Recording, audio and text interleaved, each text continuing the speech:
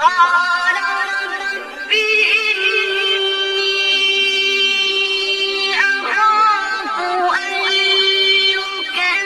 يكذبون ويضيق صدري ولا ينطلق لساني فأرسل إلى